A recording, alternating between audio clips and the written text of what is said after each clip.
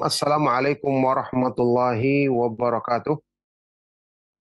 Innal hamdalillah nahmaduhu wa nasta'inuhu wa nastaghfiruh wa na'udzu billahi min syururi anfusina wa min sayyiati a'malina.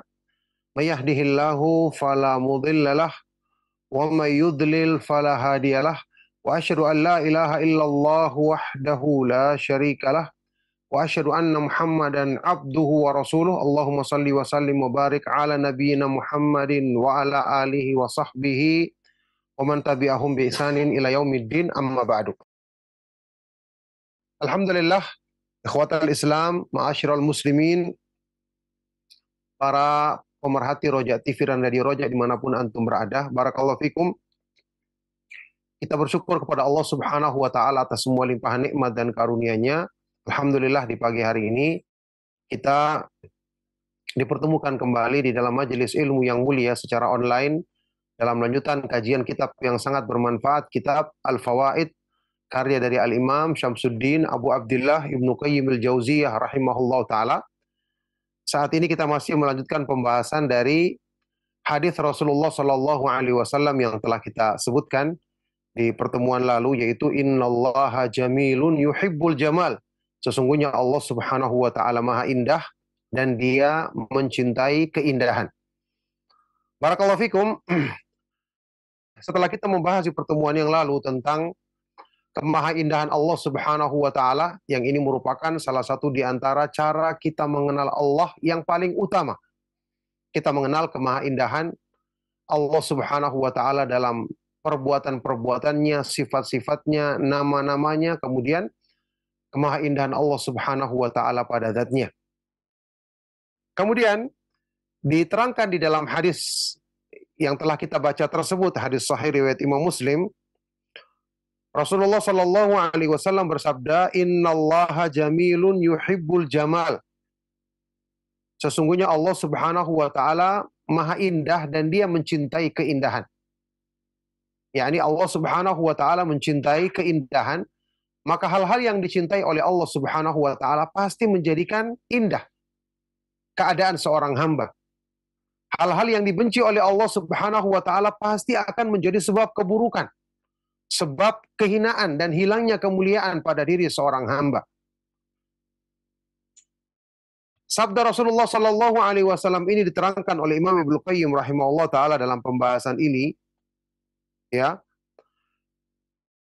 Yatanawalu jamal thiyabil mas'ula anhu fi nafsil hadith wa yadkhulu fihi bi tariqil umumil jamalu min kulli syai'. Ini meliputi semua keindahan, meliputi keindahan pakaian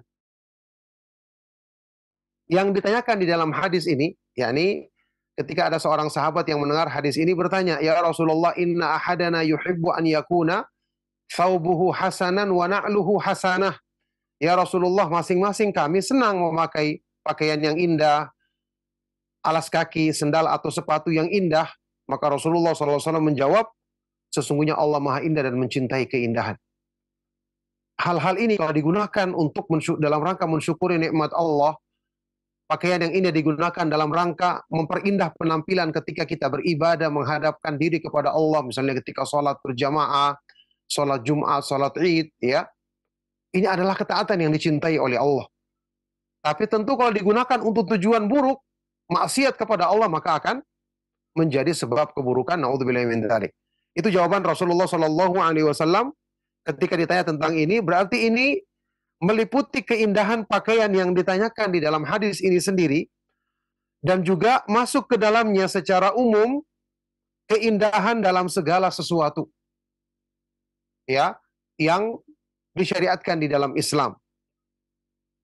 Kama fil haditsil akhar, sebagaimana disebutkan di dalam hadis yang lain, beberapa hadis yang sahih yang menyebutkan lafaz seperti innallaha nadhifun yuhibbun nadhafah. Sesungguhnya Allah Subhanahu wa taala nadhif, maha bersih dan mencintai kebersihan. Ya, cuman lafadznya ini hadisnya dhaif, bahkan sangat lemah, sangat dhaif, ya, sangat lemah, tidak sahih. Kemudian dalam hadis yang sahih riwayat Imam Muslim, Innallaha thayyibun la yaqbalu illa thayyiban. Sesungguhnya Allah Subhanahu wa taala Maha baik dan tidak menerima kecuali yang baik-baik. Allah Subhanahu wa taala karena Dia Maha baik, maka Dia tidak menerima sedekah kecuali dari harta yang baik, harta yang halal. Tidak menerima sumbangan untuk kebaikan kecuali dari harta yang bersih, harta yang halal. Kemudian wafis sunan, di dalam hadis yang lain yang diriwayatkan dalam Sunan At-Tirmidzi dan yang lainnya, Rasulullah SAW bersabda, Innallaha yuhibbu an yara athara ni'matihi ala abdih. Sesungguhnya Allah Subhanahu wa taala suka melihat atau mencintai melihat ketika melihat bekas-bekas nikmat yang dilimpahkan kepada hambanya. Ya, ini kalau orang memakai pakaian indah dalam rangka mensyukuri nikmat Allah, dia gunakan untuk ibadah, dia gunakan untuk misalnya menyambut atau menghadapi para penuntut ilmu. Ketika ada orang yang berilmu datang, kita menghadiri kajian dengan pakaian yang indah dalam rangka menghargai ilmu. Masya Allah, ini dipuji dan dicintai oleh Allah. Ingat hadis Jibril alaihi salatu wassalam yang disebutkan dalam hadis riwayat Imam Muslim yang diriwayatkan oleh sahabat Umar ibn Khattab radhiyallahu taala anhu, ketika datang kepada Nabi SAW malaikat Jibril yang menyerupakan diri seperti seorang Arab Badui, ya, ketika datang menghadap Nabi SAW memakai pakaian yang sangat indah. Penampilannya syadidu bayadith thiyab, syadidu sawadi ra'sar, ya.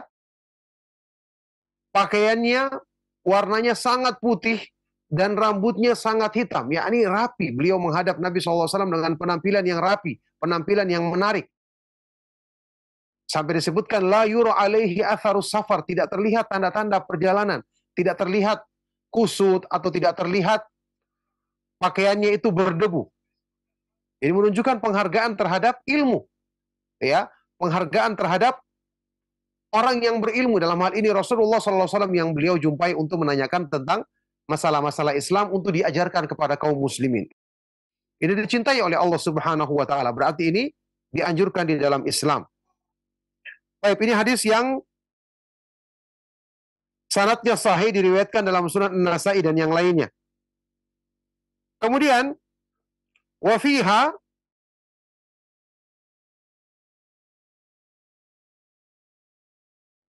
kemudian hadis yang berikutnya, ini yang hadis riwayat An-Nasa'i yang berikutnya, ini hadis yang sahih. Di dalam Sunan juga, Sunan An-Nasa'i, Sunan Abi Daud dan yang lainnya. An Abil Ahwas Al-Jushami radhiyallahu taala anhu, dari seorang sahabat yang mulia Abul Ahwas Al-Jushami radhiyallahu anhu, beliau berkata, ra'an nabiyyu sallallahu alaihi wasallam wa alayya atmarun faqala hal laka min mal. Suatu hari Nabi sallallahu alaihi wasallam ra'ani, melihatku ketika aku memakai pakaian yang lusuh, pakaian yang lusuh. Faqala, maka Rasulullah sallallahu alaihi wasallam bersabda kepadaku, hal laka min mal. Qultu, apakah kamu memiliki harta? Apakah kamu memiliki harta? Qultu, aku katakan, na'am, iya, saya memiliki harta wahai Rasulullah. Qala, maka Rasulullah sallallahu alaihi wasallam bersabda, min ayyil mal? Harta apa yang kamu miliki? Dari harta, jenis harta apa yang kamu miliki? Faqultu min kulli ma atallahu minal ibli wasyai. Ya, semua harta yang Allah berikan, yang Allah anugerahkan, yakni ternak unta dan ternak kambing. Dia memiliki peternakan unta dan peternakan kambing. Qala, maka Rasulullah SAW bersabda, faltura ni'matahu wa karamatuhu alaih. Kalau begitu hendaknya jejak nikmat dan kemuliaan yang Allah berikan kepadamu, engkau perlihatkan. Hendaknya diperlihatkan hal tersebut. Yakni jangan terlihat penampilanmu seperti ini dengan pakaian yang usang atau lusuh, padahal kau memiliki harta. Ya tentu beda kalau dia tidak memiliki harta. Kalau dia memiliki harta, harusnya dia menampakkan rasa syukurnya kepada Allah Subhanahu wa taala dengan memakai pakaian yang baik. Tentu bukan maksudnya pakaian yang berlebihan. Tapi pakaian yang baik, pakaian yang tidak menunjukkan kerendahan, selama dia masih memiliki harta, maka dianjurkan untuk menampakkan bekas atau jejak nikmat tersebut yang Allah limpahkan kepada hambanya. Nah, itu makna dari hadis tersebut. Fahuwa subhanahu yuhibbu zuhura athara ni'matihi ala abdihi. Yuhibbu zuhura athari ni'matihi ala abdihi. Fa innahu minal jamali alladhi yuhibbuhu. Maka Allah subhanahu wa ta'ala mencintai nampaknya jejak atau bekas nikmat yang dilimpahkan kepada hambanya, maka ini termasuk keindahan yang Allah cintai. Pastinya kalau orang menampakkan pakaian yang indah hanya sekedar untuk kesombongan, atau untuk merendahkan orang lain, untuk menampakkan dia punya kelebihan harta, semata-mata karena tujuan ini tercela. Karena kesombongan dibenci oleh Allah subhanahu wa ta'ala. Tapi kalau untuk tujuan tadi, untuk tujuan memperlihatkan atau mensyukuri nikmat Allah subhanahu wa ta'ala, bukan tujuannya untuk kesombongan atau mencela orang lain, merendahkan orang lain, maka inilah yang terpuji, karena tujuannya adalah dalam rangka mensyukuri, memperlihatkan jejak nikmat yang Allah berikan kepadanya. Wa dzalika min syukrihi ala ni'amihi wa huwa jamalun batin fayuhibbu an yara ala abdihil jamal adh-dhahir bin ni'mati wal jamal al-batin bisyukri. Yang ini termasuk sikap bersyukur kepada Allah atas limpahan nikmatnya. Dan ini adalah keindahan batin. Keindahan batin dengan apa? Dengan mensyukuri nikmat. Menisbatkan nikmat tersebut kepada Allah subhanahu wa ta'ala. Memuji Allah atas limpahan nikmatnya. Ini keindahan batin kita. Maka Allah subhanahu wa ta'ala mencintai. Suka untuk menyaksikan pada diri hambanya ada keindahan zahir dari nikmat yang Allah limpahkan, yaitu dengan dia menampakkan pakaian yang indah atau penampilan yang indah dalam rangka mensyukuri nikmat Allah. Ini penampilan zahirnya, keindahan pada lahirnya, dan Allah mencintai hambanya, mencintai melihat hambanya menghiasi diri dengan keindahan batin, yaitu dengan mensyukuri nikmat Allah subhanahu wa ta'ala tersebut. Mensyukuri nikmat yang Allah subhanahu wa ta'ala berikan kepadanya tersebut. Subhanallah. Jadi Allah subhanahu wa ta'ala ya mencintai hal-hal yang seperti ini. Oleh karena itu kita sudah sering juga jelaskan di kajian-kajian yang umum yang kita sampaikan, bahwasanya Allah subhanahu wa ta'ala tidak menginginkan seseorang itu harus terus-menerus dengan penampilan yang lusuh, penampilan yang tidak baik. Meskipun terus-menerus juga dalam keadaan memakai pakaian yang mewah, memakai pakaian yang indah, ini juga tidak disyariatkan. Ada hadis-hadis yang sahih yang menyebutkan keutamaan dan anjuran kita untuk ya kadang-kadang meninggalkan sesuatu yang berlebihan dalam rangka tawadhu, merendahkan diri di hadapan Allah subhanahu wa ta'ala. Bahkan Rasulullah SAW pernah bersabda, al-badadatu minal iman, sikap sederhana itu termasuk bagian dari iman. Artinya berlebih-lebihan dan kurang dalam hal ini dua-duanya tercela. Yang terbaik adalah sikap moderat di tengah-tengah. Ya, kita kadang-kadang menampakkan penampilan yang indah dalam rangka mensyukuri nikmat Allah subhanahu wa ta'ala. Di lain pihak, kita juga tidak berlebih-lebihan. Kita kadang-kadang atau kita juga menampilkan sikap sederhana atau sikap merendahkan diri dalam hal penampilan kita, karena Rasulullah Shallallahu Alaihi Wasallam bersabda, "Ma tawadhu'a 'abdun lillahi illa rafa'ahullah." Tidaklah seorang hamba merendahkan diri di hadapan Allah Subhanahu Wa Taala kecuali Allah Subhanahu Wa Taala akan meninggikan derajatnya. Makanya kita ketahui ya, zuhud yang merupakan sifat yang dicintai oleh Allah Subhanahu Wa Taala tidaklah diwujudkan dengan penampilan, harus dengan penampilan buruk, dengan pakaian yang lusuh. Sampai mungkin kita pernah dengar sebuah athar yang dinukil oleh Imam Ibnu Qayyim rahimahullah ta'ala.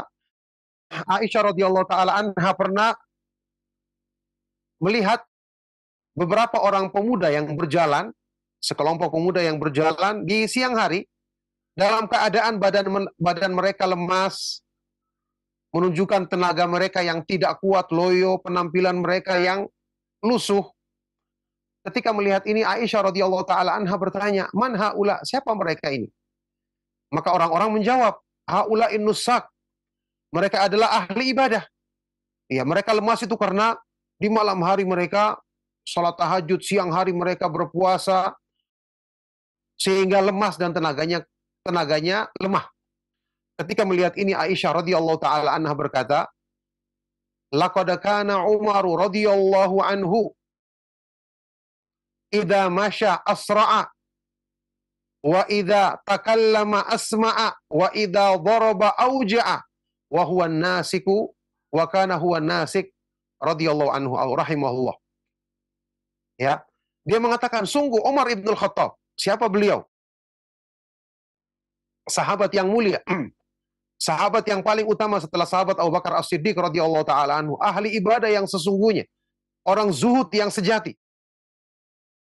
Kata Aisyah radhiyallahu anha, Umar ibn Khattab kalau beliau berjalan itu dengan cepat, menunjukkan tenaganya kuat. Ya, kalau berbicara dengan suara yang keras, menunjukkan kondisi fisiknya prima. Dan kalau dia memukul orang ketika menegakkan hukum Allah, itu pukulannya benar-benar menyakitkan. Yakni pukulannya benar-benar dengan tenaga yang kuat. Padahal dia adalah ahli ibadah yang sesungguhnya, Umar ibn Khattab radhiyallahu taala anhu wa anis sahabati ajma'in. Maka ini gambaran menunjukkan kepada kita bahwa tidaklah secara mutlak dikatakan ya, menampakkan penampilan yang indah itu berarti melanggar sifat zuhud, melanggar sifat merendahkan diri, sebagaimana tidaklah terpuji secara mutlak orang yang menampakkan seolah-olah dirinya yakni dengan pakaian lusuh, dengan penampilan yang acak-acakan, ya. Tidaklah ini merupakan pujian secara mutlak.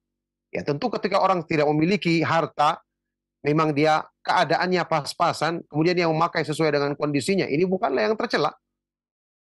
Ya, malah kalau berlebih-lebihan sampai dia harus mengutang misalnya, sampai dia harus memaksakan diri secara berlebihan memakai yang indah padahal dia tidak mampu, malah ini tercela dalam Islam, kita ketahui. Tetapi kalau seorang hamba ya dengan harta yang dimilikinya dia berpenampilan indah ketika menyampaikan agama Allah Subhanahu wa taala, ketika menghadiri ibadah-ibadah yang disyariatkan dalam Islam dengan penampilan yang indah, ini yang dicintai oleh Allah Subhanahu wa taala selama tidak dengan tujuan untuk menyombongkan diri dan juga tidak terus-menerus dilakukannya, yakni kadang-kadang dia lakukan, maka tentu inilah yang dicintai dan disyariatkan di dalam Islam. Baik. Kata beliau selanjutnya, walimahabbatihi subhanahu lil jamali anzala ala abdihi libasan wa zinatan tujammilu dhawahirahum wa taqwa tujammilu bawatinahum.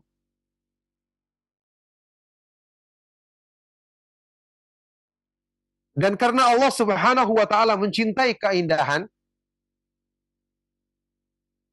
Allah Subhanahu wa taala mencintai keindahan, maka Allah menurunkan kepada hamba-hambanya pakaian dan perhiasan untuk menghiasi lahir mereka, fisik mereka.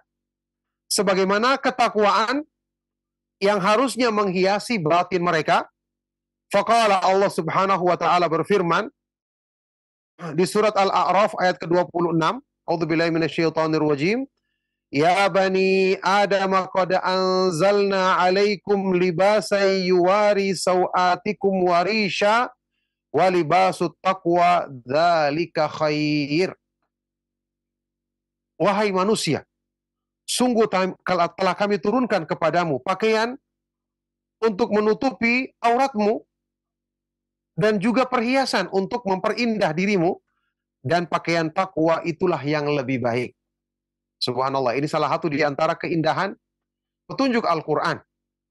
Ketika Allah Subhanahu wa taala menjelaskan petunjuk Al-Quran dalam hal-hal yang tidak nampak. Contoh ketakwaan kan di dalam hati.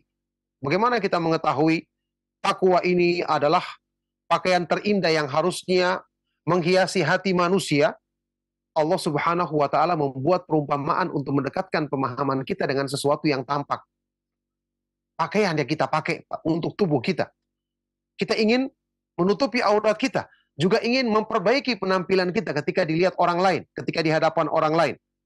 Maka Allah ingatkan dengan ini, bahwa ada yang lebih indah lagi untuk diberikan pakaian dan perhiasan, yaitu hati kita dengan pakaian apa? Pakaian takwa, walibasut takwa, dzalika khair, dan pakaian takwa itulah yang lebih baik untuk diusahakan. Baik. Jadi di sini Allah menggambarkan keindahan lahir dan batin. Ya. Wa qala fi ahlil jannati. Juga Allah Subhanahu wa taala berfirman tentang penghuni surga di surat Al-Insan ayat ke-11 sampai ke-12. Fawaqahumullahu syarra dzalikal yaumi wa laqahum nadratan wa surura wa jazahu bima sabaru jannatan wa harira. Maka Allah Subhanahu wa taala menjaga, memelihara mereka penghuni surga dari keburukan azab pada hari kiamat, dan Allah anugerahkan kepada mereka nadratan wa surura, ya, keindahan dan kegembiraan di hatinya. Wa jazahum, dan Allah berikan balasan kepada mereka dikarenakan kesabaran mereka di dunia, Allah berikan surga dan harir dan pakaian sutra. Subhanallah, dijadikan indah lahir dan batin mereka, sebagaimana mereka sewaktu di dunia selalu memperindah lahir dan batin mereka. Fajammala wujuhahum bin nadrati wa bawatinahum bis sururi wa abdanahum bil hariri. Maka di ayat ini Allah Subhanahu wa taala menjadikan indah wajah-wajah mereka dengan apa? Nadrah, kecerahan di wajahnya, keelokan pada paras muka mereka. Ya, Allah menjadikan indah wajah mereka, paras muka mereka dengan nadrah, keindahan, keelokan, batin mereka dengan kegembiraan, serta tubuh-tubuh mereka diperindah dengan memakai pakaian sutra di surga nanti. Ini mengabarkan kepada kita bahwa hal ini yang dicintai oleh Allah Subhanahu wa taala. Baik. Wa huwa subhanahu kama yuhibbul jamala fil aqwali wal af'ali wal libasi wal hay'ati yubghidul qabiha minal aqwali wal af'ali wath thiyabi wal hay'ati fayubghidul qabiha wa ahlahu wa yuhibbul jamala wa ahlahu. Maka dia Allah Subhanahu wa taala sebagaimana dia mencintai keindahan dalam ucapan, perbuatan, dalam pakaian, dalam penampilan, maka dia juga membenci hal-hal yang buruk, keburukan dalam ucapan, perbuatan, pakaian, penampilan. Maka Allah Subhanahu wa taala membenci keburukan dan pelakunya, serta mencintai keindahan dan orang-orang yang melakukannya. Makanya di sini sudah sering kita jelaskan, kecintaan, keindahan yang dicintai oleh Allah Subhanahu wa taala yang digambarkan di hadis ini harus ukurannya adalah syariat Islam. Apa yang dikatakan oleh sebagian orang sebagai keindahan atau seni, ketika misalnya ada perempuan yang memakai model pakaian tertentu yang menampakkan auratnya atau ketat, mereka katakan ini seni atau keindahan. Ini semua jelas batil dan pemahaman yang rusak. Karena ini melanggar syariat Allah Subhanahu wa taala. Ini penampilan yang dibenci oleh Allah Subhanahu wa taala. Bahkan ini merupakan dosa yang sangat besar. Ya, fitnah. Ya, maka tidak mungkin hal ini yang dicintai oleh Allah Subhanahu wa taala. Tapi yang dicintai oleh Allah adalah hal-hal yang mendukung syariat. Ucapan yang baik, berzikir kepada Allah, membaca Al-Qur'an, selalu berdoa. Kemudian pakaian yang kayak tadi, ya, pakaian indah yang digunakan untuk mensyukuri nikmat Allah Subhanahu wa taala, untuk memuliakan syiar-syiar Allah ketika menuntut ilmu, ketika menunaikan ibadah-ibadah yang Allah wajibkan atau yang Allah syariatkan dalam Islam. Demikian pula perbuatan-perbuatan yang lain, penampilan dan seterusnya, ya. Ini semua dicintai oleh Allah Subhanahu wa taala karena di dalamnya terdapat kebaikan-kebaikan. Adapun perbuatan yang buruk, menampakkan aurat atau melanggar syariat Allah Subhanahu wa taala, mengundang fitnah dan seterusnya, tentu ini dibenci oleh Allah Subhanahu wa taala dan pelakunya dibenci oleh Allah Subhanahu wa taala. Jadi di sini kita harus memahami makna ini dengan benar. Ya, karena tidak mungkin Allah Subhanahu wa taala mengatakan sesuatu indah kalau melanggar syariatnya, padahal kita tahu Allah Subhanahu wa taala dialah yang maha indah. Semua keindahan yang ada pada makhluk adalah karunia darinya. Dan syariat Islam adalah puncak dari keindahan yang Allah Subhanahu wa taala pilihkan untuk hamba-hambanya yang beriman. Maka tidak mungkin ketika ada hal-hal yang melanggar syariat itu kemudian dinilai oleh sebagian orang sebagai keindahan, padahal ini pastinya keburukan, karena segala keindahan itu adalah yang sesuai dengan syariat Allah Subhanahu wa taala, sebagaimana segala keburukan adalah yang menyimpang dari syariat Allah Subhanahu wa taala. Baik. Kemudian di sini juga ada penjelasan yang ingin disampaikan oleh Imam Ibnu Qayyim rahimahullah taala tentang kesalahpahaman dua golongan besar dalam memahami makna hadis ini. Walakin dhalla fi hadzal mawdu'i fariqan. Akan tetapi ada dua golongan manusia yang tersesat dalam memahami pembahasan ini. Salah. Ada yang berlebih-lebihan dan kurang. Selalu dua kelompok ini yang akan memahami Islam dengan keliru. Fariqun qalu, ada kelompok yang pertama, mereka berkata, kullu ma khalaqahu jamilun fahuwa yuhibbu kulla ma khalaqahu wa nahnu nuhibbu jami'a ma khalaqahu fala nubghidu minhu syai'an. Qalu wa man ra'al kainati minhu ra'aha kullaha jamilatan. Kelompok yang pertama berkata, semua yang Allah ciptakan adalah indah.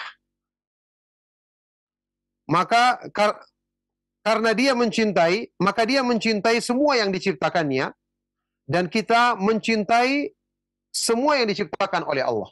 Ini jelas tersesat. Iblis pun akhirnya nanti dicintai karena diciptakan oleh Allah. Syaitan, pelaku-pelaku keburukan, perbuatan-perbuatan jahat semua dicintai karena ini adalah ciptaan Allah. Jelas tidak benar. Allah membenci perbuatan-perbuatan tersebut. Ditegaskan di dalam ayat-ayat Al-Quran dan hadis-hadis yang sahih. Ya, innallaha yakrahu lakum thalathan. Allah Subhanahu wa taala membenci bagi kalian tiga perkara. Ghairil maghdubi alaihim, bukanlah orang-orang yang dimurkai. Jadi ada orang yang dimurkai, dibenci oleh Allah Subhanahu wa taala. Kabura maqtan indallahi an taqulu ma la taf'alun. Sangat besar kebencian di sisi Allah orang yang mengatakan apa yang dia tidak lakukan. Ada perbuatan-perbuatan yang dibenci oleh Allah, meskipun itu adalah ciptaan Allah. Baik. Kata mereka, maka kita tidak boleh membenci sesuatu pun. Tidak boleh membenci apapun dari makhluk ciptaan Allah. Kalau mereka berkata, barang siapa yang melihat alam ini dan seisinya, maka dia akan melihat semuanya adalah indah. Wa ansyada munsyiduhum, sampai salah seorang di antara mereka mendendangkan bait syair. Wa idza ra'aital kainati bi'ainihim fajami'u ma yahwil wujudu malihu. Dan jika kamu melihat semua yang ada di alam semesta ini dengan pandangan mereka, maka semua yang ada di alam ini adalah indah. Ini berarti akan membatalkan syariat, karena kekufuran, kefasikan menurut mereka berarti indah. Pelaku-pelaku kejahatan yang paling buruk pun semuanya indah karena semua adalah ciptaan Allah. Jelas ini penyimpangan yang sangat buruk sekali. Wahtaju biqaulihi ta'ala, mereka berdalil dengan argumentasi yang lemah, pakai Al-Quran, pakai ayat-ayat Allah tapi diselewengkan maknanya. Jadi kita perhatikan Al-Quran bisa diseret maknanya kepada keinginan hawa nafsu sebagian manusia, tapi tentu saja ini bukan merupakan makna yang benar. Ya. Coba bagi orang-orang yang bodoh tentu akan mudah terpengaruh dengan penggunaan dalil yang rusak seperti ini. Mereka berdalil dengan firman Allah Subhanahu wa taala di antaranya di surat As-Sajdah ayat ke-7. Alladzi ahsana kulla syai'in khalaqahu. Dialah Allah yang menjadikan indah segala sesuatu yang diciptakannya. Wa qawlihi, juga firman Allah di ayat lain, surat An-Naml ayat 88, Sun'allahilladzi atqana kulla syai', ciptaan Allah yang atqana kulla syai', yang cermat menciptakan segala sesuatu. Di surat Al-Mulk ayat yang ketiga, ma tara fi khalqir rahmani min tafawut, kamu tidak akan melihat dalam ciptaan Allah ada kekeliruan. Wal arifu indahum yusarrihu bi itlaqil jamali wala yara fil wujudi qabihan, orang yang dianggap paling berilmu di antara mereka menegaskan bahwa semua yang ada itu adalah indah, dan dia tidak melihat di alam semesta ini sesuatu yang buruk sedikit pun. Naudzubillah min dzalik, ya. Kata beliau, wa haula'i qad urimatil ghiratu lillahi fi qulubihim. Orang-orang seperti ini adalah orang-orang yang hilang kecemburuannya karena Allah di hati mereka. Mereka tidak akan mengingkari kemungkaran, ada perbuatan buruk, orang yang mencuri, minum khamar, berzina, naudzubillah min dzalik, mereka akan katakan ini ciptaan Allah, ini kehendak Allah, berarti ini indah. Naudzubillah min dzalik. Hilang kecemburuan di hati terhadap syariat Allah Subhanahu wa taala. Wal bughdhu fillahi wal muadatu fih. Hilang sikap benci karena Allah, memusuhi karena Allah. Yang padahal ini merupakan ikatan iman yang paling kuat, kata Rasulullah SAW, awthaqu urul imani al-hubbu fillahi wal bughdhu fillah, dalam hadis yang sahih. Ikatan iman yang paling kuat adalah cinta karena Allah dan benci karena Allah. Wa inkarul munkar, mereka hilang dari hati mereka mengingkari kemungkaran. Wal jihadu fi sabilihi wa iqamati hududihi, hilang semangat berjihad di jalan Allah, menegakkan batasan-batasan hukum syariatnya. Wa yara jamala suwari minadh dhukuri wal inathi minal jamali alladhi yuhibbuhu Allah, dan mereka melihat keindahan rupa dari laki-laki maupun perempuan yang terlihat indah, ini termasuk hal yang dicintai oleh Allah. Fayata'abbaduna bifisqihim, maka mereka beribadah kepada Allah dengan kefasikan yang mereka lakukan. Yakni mencintai orang yang cantik, orang yang tampan, karena ini mereka anggap keindahan yang dicintai oleh Allah, maka mereka menjadikan itu sebagai ibadah. Sampai pun terjerumus ke dalam perbuatan maksiat, mereka akan berdalil itu adalah keindahan yang dicintai oleh Allah. Naudzubillahi min dzalik. Wa rubbama ghala ba'dhum hatta yaz'uma anna ma'budahu yadhharu fi tilka surati wa yahillu fiha. Bahkan terkadang orang-orang yang ekstrim di kalangan mereka berbuat ekstrim. Ada sebagian orang-orang di antara mereka yang melakukan sikap melampaui batas ekstrim, sampai dia menyangka bahwa sembahannya, menurut dia Allah Subhanahu wa taala menampakkan diri dalam bentuk rupa yang indah tersebut dan menitis pada makhluk tadi. Jadi meyakini adanya penyatuan Allah dengan makhluk. Jadi ketika ada makhluk yang indah, cantik atau tampan, mereka anggap itulah wujud dari Allah yang menitis pada tubuh tersebut. Naudzubillahi min dzalik. Ini bahkan keyakinan kufur, ya, yang menyebabkan pelakunya keluar dari Islam. Naudzubillahi min dzalik. Wa in kana ittihadiyan qala hiya madharun min madahiril haqqi wa yusammiha al madahirul jamaliyah. Kalau dia punya keyakinan ittihadiyah, meyakini wahdatul wujud, bersatunya Allah dengan makhluk, dia akan mengatakan ini adalah satu penampakan dari penampakan Allah.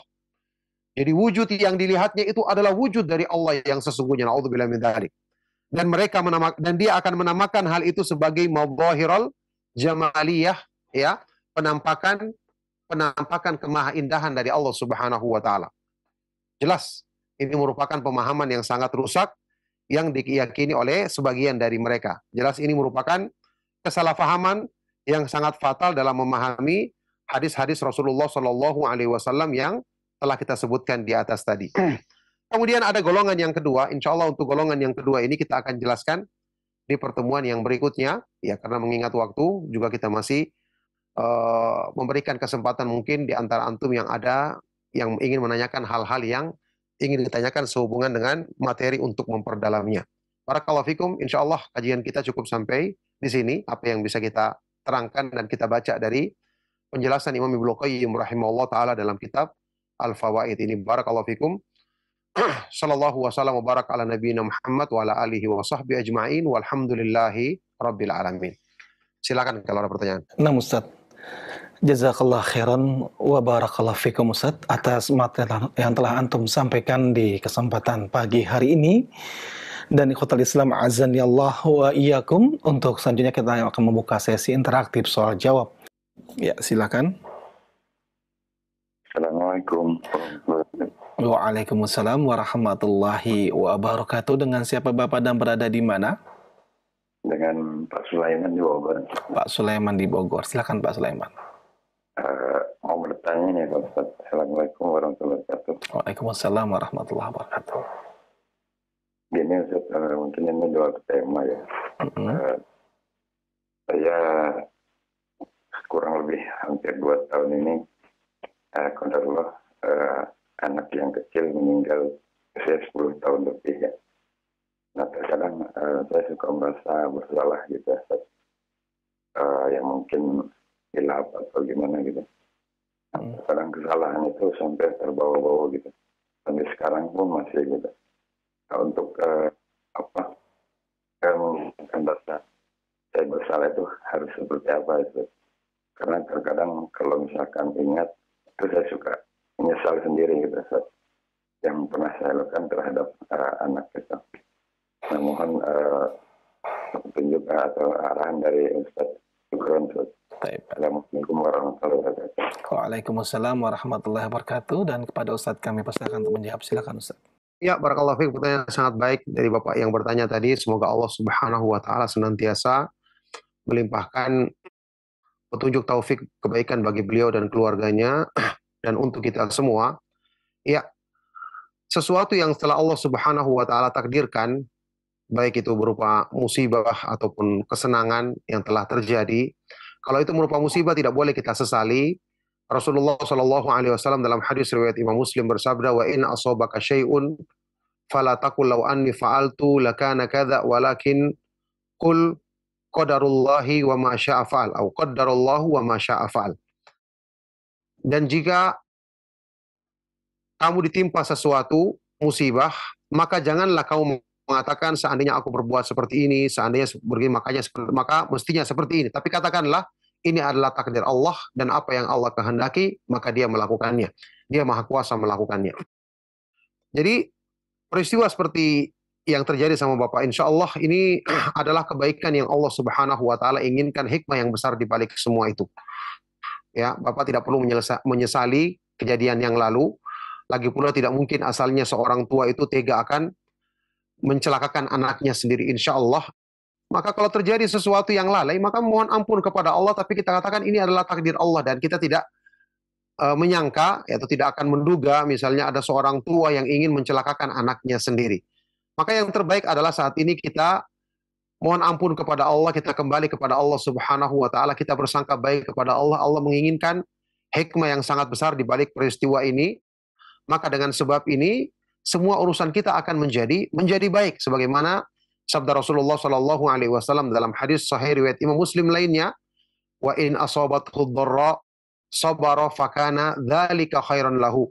Dan jika seorang hamba yang beriman ditimpa satu musibah, maka dia akan bersabar, maka itu akan berganti menjadi kebaikan bagi dirinya. Walaisa dzalika li ahadin illa lil mu'min, dan ini tidak akan bisa dirasakan oleh siapapun kecuali bagi orang yang beriman kepada Allah Subhanahu wa taala dan hari kemudian. Barakallahu fiik. Nah, Ustaz wa fikum barakallah. Jazakumullah khairan Ustaz atas jawaban yang telah antum sampaikan Ustaz. Kita akan angkat satu pertanyaan terakhir saat kesempatan pagi hari ini dari pendengar kita Ustaz di Bogor dengan Pak Ari. Beliau bertanya Ustaz, Ustadz, ayah saya sakit stroke, tidak bisa bergerak dan berbicara, hanya berbaring saja di tempat tidur. Masih adakah kewajiban salat untuk ayah saya, Ustadz? Atau adakah amalan pengganti yang bisa saya lakukan untuk menggantikan kewajiban sholat yang tidak bisa dilakukan oleh ayah saya, Ustadz? Jazakallah khairan atas jawabannya, Ustadz. Terima kasih banyak. Silakan, Ustadz. Iya, barakallahu fiik. Pertanyaan sangat baik sekali dari Pak Ari. Ya, semoga Allah Subhanahu wa taala senantiasa melimpahkan kebaikan bagi beliau, memberikan pahala yang sempurna atas kesabarannya merawat ayahnya, dan semoga Allah Subhanahu wa taala memudahkan kesembuhan bagi ayahnya dan dosa-dosa penguburan dosa-dosa, penghapusan dosa-dosa karena sakit yang dideritanya yang dia sabar untuk menghadapinya. Yang saya ketahui sebatas ilmu pengetahuan saya yang pendek tentang masalah kondisi yang menimpa ayahnya ini, selama dia masih punya ingatan, selama masih dia punya ingatan, maka dia tetap wajib untuk melaksanakan sholat meskipun dengan isyarat. Meskipun dengan isyarat, ya, mungkin untuk berwudu bisa dibantu wudu oleh anaknya, kemudian dia melaksanakan sholat meskipun cuma dengan sekedar isyarat saja.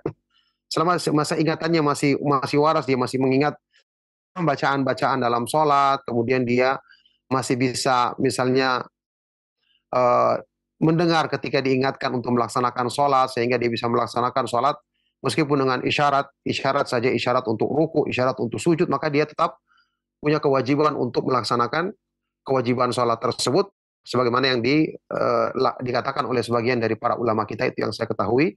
Barakallahu fikum, semoga jawaban ini bermanfaat. Inilah jawaban yang dari pertanyaan terakhir di pertemuan kita di kesempatan pagi hari ini.